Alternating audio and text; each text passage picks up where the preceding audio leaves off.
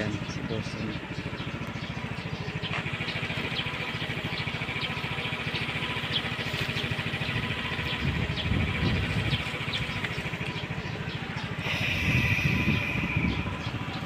Ay, doggy.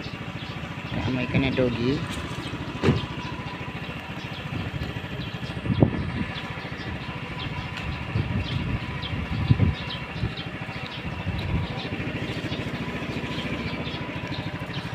Ganda rito ko yan. Oh, saan niyo po yan, sir? Manukan? Hindi. Dito sa may-ari nito. Ano to, resort? Resort ko eh. Akin yan, kuya. Ay, salamat boss. Thank you, kuya. May tip pa. Ingat, Okay, salamat boss. Ayan, may tips si boss. Ayan, yung kanyang bill ay 80 pero binigyan niya ako ng 150. Okay, let's go.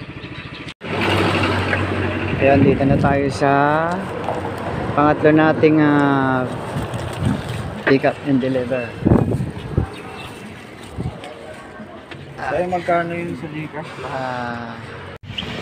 Ayun guys, ayun na bang akong nagbabaya ng Lalamove. Ayan, Lalamove. So dahil wala nga tayong biyahe doon sa sideline kung isa, naglalamove muna ako ulit. So napadpad ako dito sa Cavite. Taga dito yung kapatid ko, ayan, saka yung nanay ko. Diyan ako dito.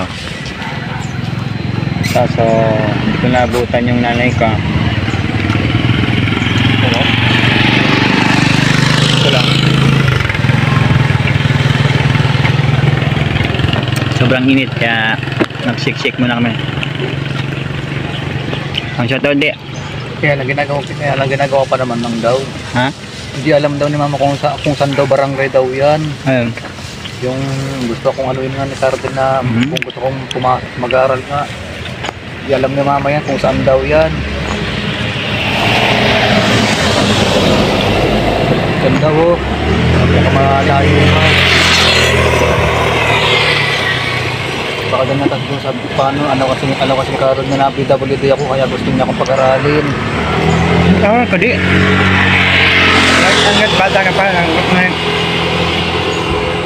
may nagkikahit sa'yo. Pag may napag-aralan ka, hindi ka nilang i-recommenda sa mga may trabaho, bigyan ka ng trabaho na hindi ganyan, tabas, mga tulad ng trabaho na ginagawa ko. Pag may pinag-aralan ka, pag makakakuha ka ng trabaho, kailangan lawakan mo na yung isip mo, i-ano mo na, maging advantage ka na, kailangan may matutunan ka. Ang hirap kumita ng pera ng ganyan, trabaho mo kung may gusto tumulong sa'yo, patasin mo. Kung kaya mo naman, gawin mo. Huwag mo nang tanggihan. Hindi naman ko tinatanggihan. Payag naman ako, kaya lang sa mama, payag naman, kaya lang wala naman ako. Sino magpapakain daw sa mga to. Ikaw pa rin naman kasi uuwi ka naman eh. Uuwian ka naman, mag-aaral ka, magturuan ka, tapos pagdating ng tapos ng oras, uuwi ka na dito. Ikaw pa rin papakain niya, pakakainin mo pa rin yan. Ba gusto ko mag-aaral para makaiwas ako sa ito na pinapabalikan ng sigarilyo. Mag-aaral ka din para makaiwas ka sa mga ganyan. Kaya lang, yun nga lang, yung mama walang kasama dito.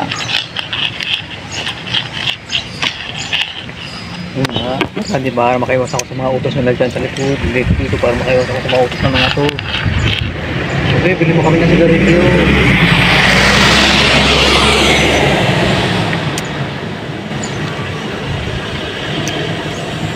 Ano sabi mo? May nagpatupayan ng Muslim.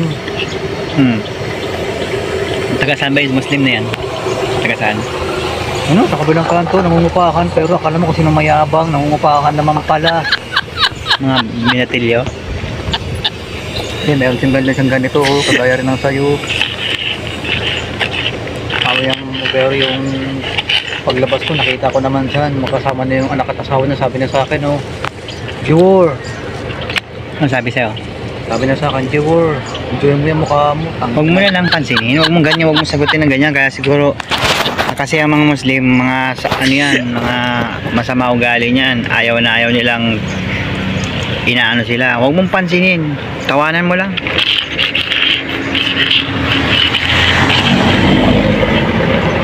So yan na nagkakasakan. Pagkatapos ng aking dalawin yung aking kapatid at makipagkwentuhan, ayun nga na nalaman ko na sa sobrang bait at napaka tahimik lang yung kapatid ko yun, PWP yung kapatid ko yun. So may konting ano yun sa kanyang pagkatao, pero hindi yun nakakaperwisyo sa kapwa. Sadyang talaga may mga tao lang talagang walang magawa sa buhay, yung taong nananimik na pinagtitripan nila. So yung Muslim na yun na tinutukoy ko, gusto kong maka-encounter din yan kasi mali yung ginagawa niya kung talagang gusto niya ng trip, ako yung pagtripan niya para makahanap siya ng katapat niya. Hindi yung mga mahinang tao ang kanyang binubuli. Subukan nila akong bulihin, makikita nilang hinahanap nila. So yun lang ang masasabi ko sa mga taong hindi naman kayong inaano. Huwag naman sana yung ganunin. Kung may mga problema kayo sa buhay nyo, huwag kayong mandamay ng ibang taong naimik. So yun lang. So ngayon after nung binisita ko yung kapatid ko, nagbiyahe na ako. So ngayon nandito, nakarating na ako from Cavite, nakarating na ako ng Batangas. So ngayon nandito na ako sa Batangas at eto na nga, nagutom ako ulit. So kumain muna ako, napadaan ako dito sa Parisan kaya ate, so kumain muna ako ng pares kasi yan gutom na ako. Siguro ang oras nito mga nasa ano na to, alas 5 na ng hapon. So ayun, na-miss ko rin kumain nito kaya nung makakita ko ng Parisan, agad ako minto at nag-order. At ito, gusto ko kasi nakakahigap ako ng mainit-init na sabaw. So yun mga katupi, kain po tayo.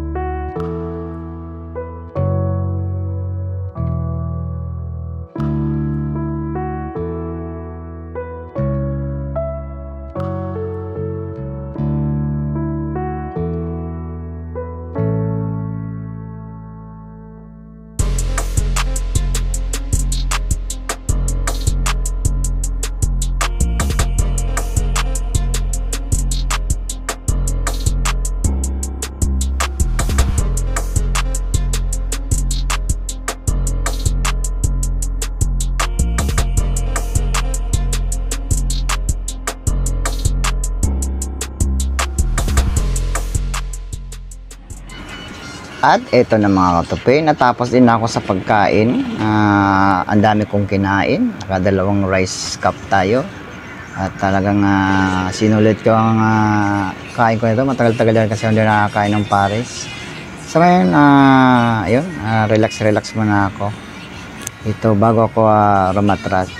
So yun mga katupi, sana kahit sa mga ganitong simpleng vlog ko ay huwag po sana kayong magsawa na panoorin at suportahan ako. So pagpasensyahan nyo muna po yung aking mga videos, medyo kulang yung mga detalye kasi medyo malag na kasing cellphone ko, wala akong maayos-ayos na gamit ngayon. So kung ano lang yung mga video ko. So ito nga pala mga katupi, yun, nirat-rat ko na, biyahe na tayo ulit pa uwi. So nung babakasakali pa rin ako na sana makakuha pa rin ako ng booking para madagdagan yung aking kita. So sa maghapon kong pagra-ride at hanap buhay kong lalamove. So may kinita din tayong naka 1 rin sana ako, kaya lang less 300 para doon sa gasolina ng aking motor.